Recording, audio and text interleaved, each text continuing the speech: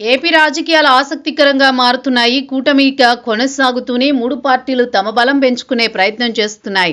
రాష్ట్రంలో మారుతున్న రాజకీయ సమీకరణాలతో తమ వ్యూహాలకు పదును పెడుతున్నాయి. ఎన్నికల తర్వాత పార్టీ వ్యవహారాలపై పూర్తి సమయం కేటాయించిన పవన్ ఇప్పుడు రూటు మార్చారు. పార్టీని క్షేత్రస్థాయి నుంచి బలోపేతం పైన ఫోకస్ చేశారు. అందులో భాగంగా తొలి అడుగు వేస్తున్నారు. జనసేన భవిష్యత్తుపై డిప్యూటీ సీఎం కొత్త వ్యూహాలతో ముందుకెళుతున్నారు. కూటమి అధికారంలోకి వచ్చి 2 ఏళ్లు పూర్తవుతున్న వేళ కొత్త నిర్ణయాలకు సిద్ధమవుతున్నారు. పార్టీ ఆవిర్భావ దినోత్సవం నుంచి కొత్త రాజకీయానికి శ్రీకారం చుట్టేందుకు ప్రణాళికలు సిద్ధమవుతున్నట్లు తెలుస్తోంది. కూటమిలో కొనసాగుతూనే పార్టీ బలోపేతం దిశగా కొత్త ఆలోచనలు చేస్తున్నారు. అందులో భాగంగా జనసేన సభ్యత్వ నమోదు ఈ నెల 26 నుంచి ప్రారంభం కానుందని పార్టీ రాజకీయ వ్యవహారాల కమిటీ చైర్మన్ మంత్రి నాదెండ్ల మనోహర్ తెలిపారు.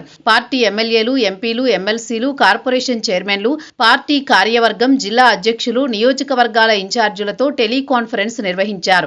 సభ్యత్వ నమోదుతో అన్ని వర్గాల వారిని, అన్ని రంగాల వారిని కలుపుకొని పార్టీకి దగ్గర చేసే గొప్ప అవకాశం ఈ నెల 26 నుంచి మార్చి 10 వరకు కలుగుతుందన్నారు. కాగా ఈ కార్యక్రమం పిఠాపురం నియోజకవర్గంలో గురువారం లాంఛనంగా ప్రారంభమైందని మనోహర్ చెప్పుకొచ్చారు. 2020లో 5 నియోజకవర్గాల్లో పైలట్ విధానంలో మొదలుపెట్టిన కార్యక్రమం గత ఏడాది 12.18 లక్షలకు చేరిందన్నారు. మొదటి ఏడాది 94,000 మంది చేరితే అది ప్రతి ఏటా పెరుగుతూ వెళ్లిందని చెప్పారు. కరోనా సమయంలోనూ 3.30 లక్షల మందిని సభ్యులుగా చేరారని గుర్తు చేశారు. ప్రతి నియోజకవర్గం నుంచి 75 మంది, 100 మంది సాధకుల పేర్లను సత్వరమే అందజేయాలని సూచించారు. ఉద్యమీ సభ్యత్వం తీసుకున్న వారు 400 చెల్లించాలని, వీరికి ప్రమాద బీమా ప్రయోజనాలు అందుతాయని వివరించారు. అలాగే పార్టీకి పరోక్షంగా సహాయ సహకారాలు అందించే వారిని ప్రదాత అని పిలుస్తామని వెల్లడించారు. సాధకులకు అందుబాటులో ఉండేలా ప్రత్యేక కాల్ సెంటర్ 2 వారాలు పనిచేస్తుందన్నారు. జన్జీ తరం సరికొత్తగా ఆలోచిస్తోందని మనోహర్ వివరించారు. ప్రతి పార్లమెంటు నియోజకవర్గానికి